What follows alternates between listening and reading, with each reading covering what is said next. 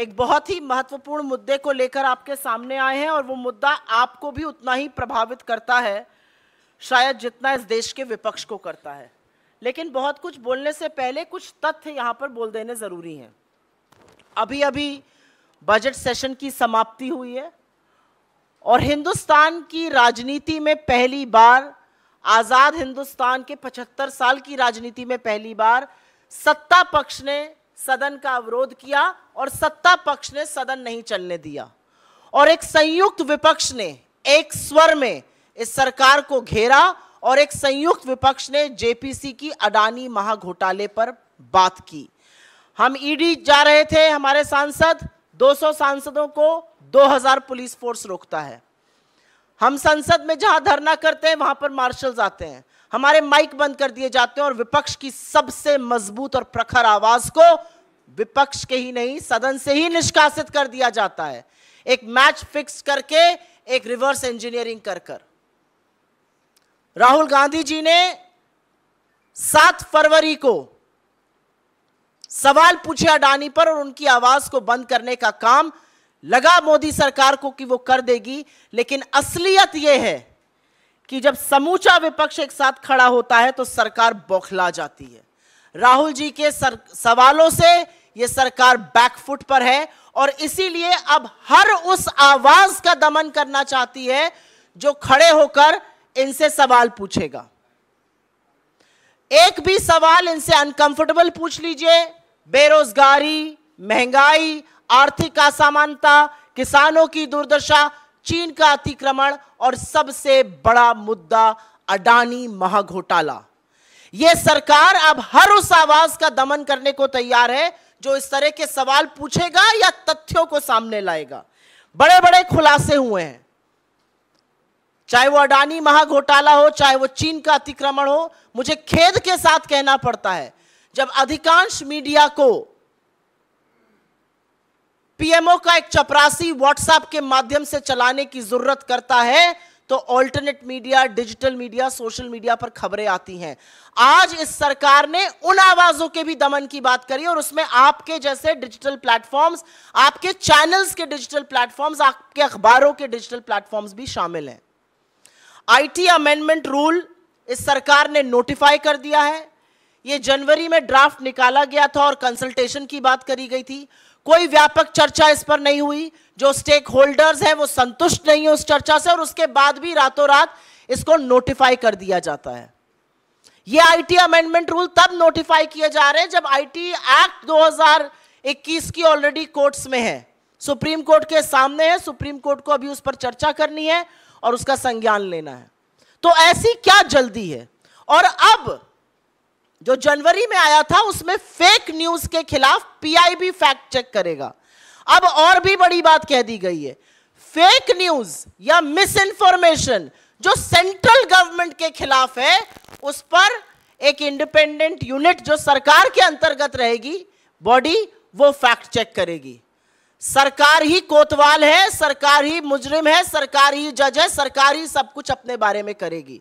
तो अगर आप कोई सवाल सरकार से उठाते हैं जो कि असहज है तो अब ट्विटर, फेसबुक, यूट्यूब, व्हाट्सएप, तमाम ऐसे प्लेटफॉर्म्स को सरकार ने अपने आप को एक एकाधिकार दे दिया, एक छत्र राज दे दिया है कि वो उनसे कहकर उस न्यूज को हटा सकते हैं। लेकिन ज्यादा कुछ कहने से पहले सरकार के ट्रैक रिकॉर्ड की बात कर लेते हैं। आपको याद होगा 2019 में चुनाव के जस्ट पहले आप ही के एक साथी ने बहुत बड़ी एक स्टोरी लगाई थी कि हिंदुस्तान में बेरोजगारी 35 साल में सबसे ऊपर है।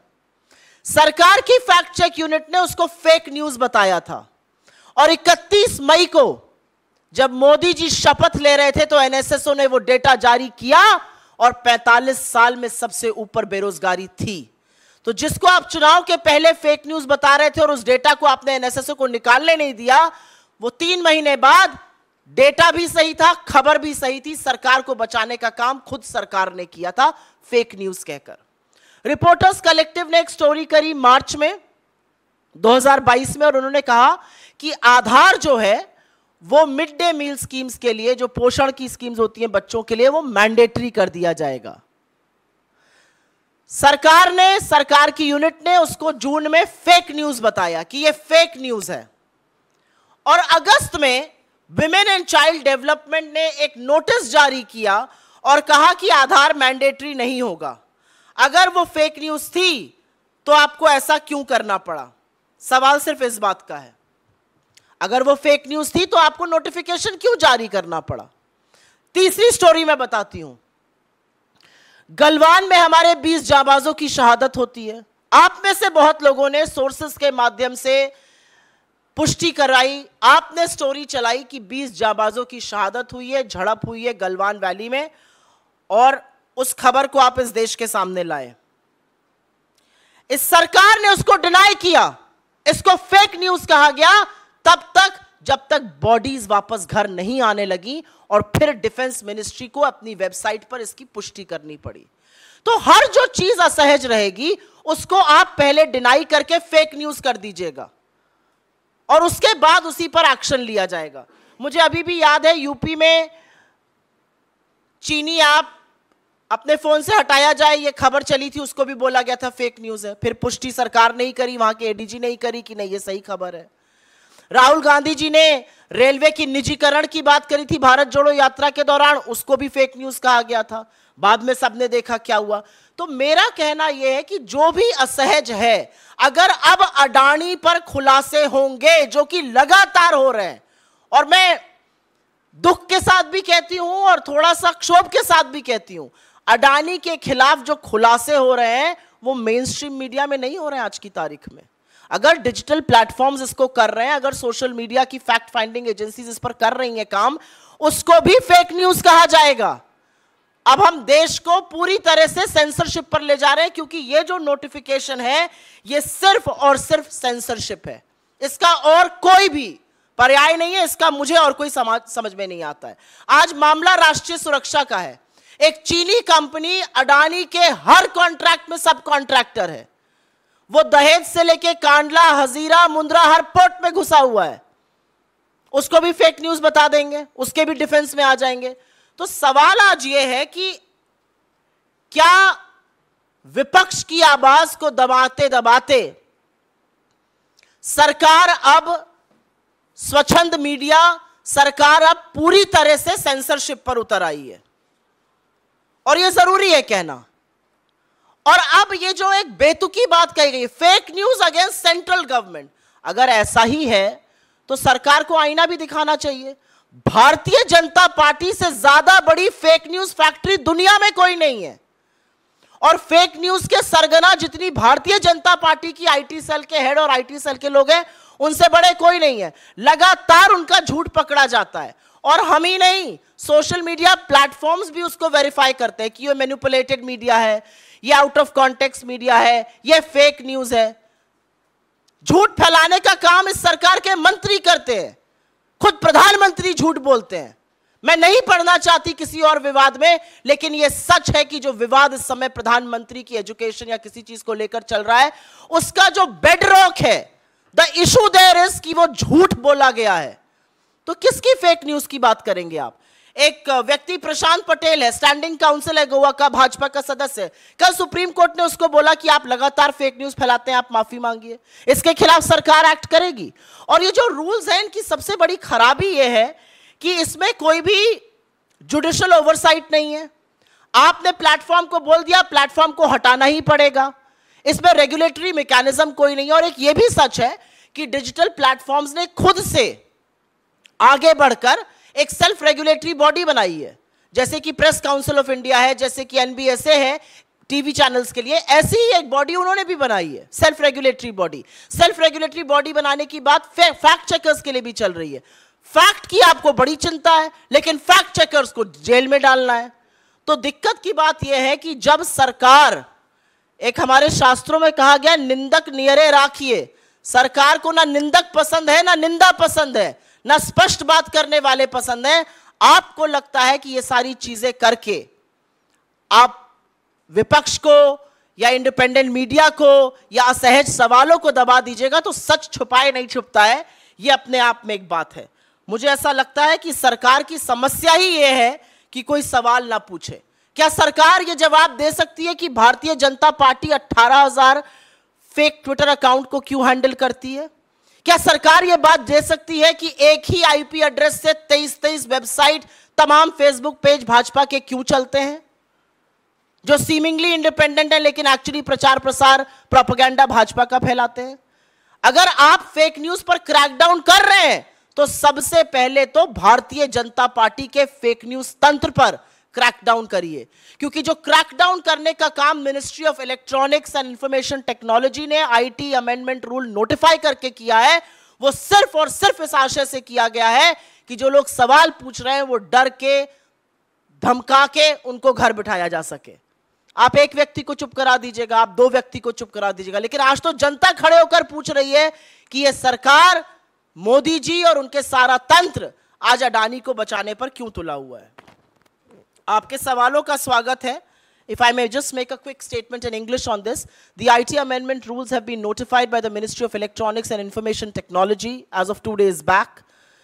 It's bizarre because these rules were put up for consultation in January. It now says that fake news against the central government will be checked by a unit of the government itself. So the government is the propagator, the author, the originator, and the factory of fake news operators.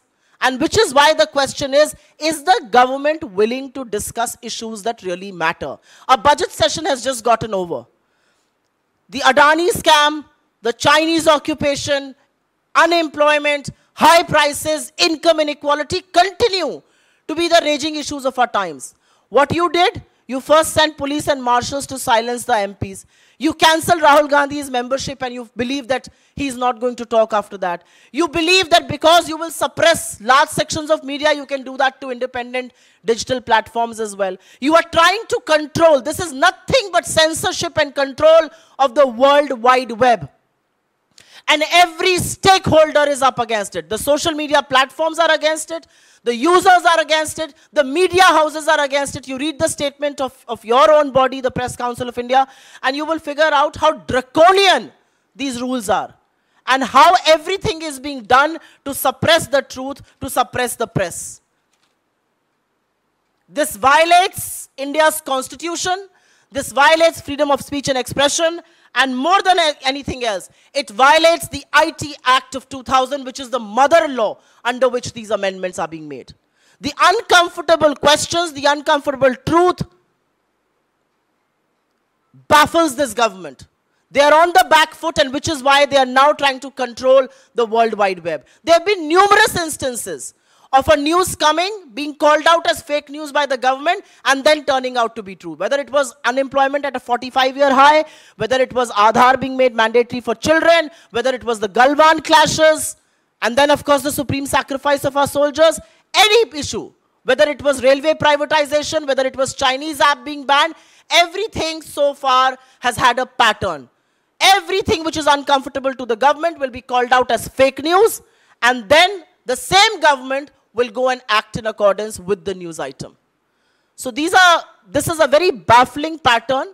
This should worry every Indian, because this is nothing but seizure, control, and censorship of the World Wide Web.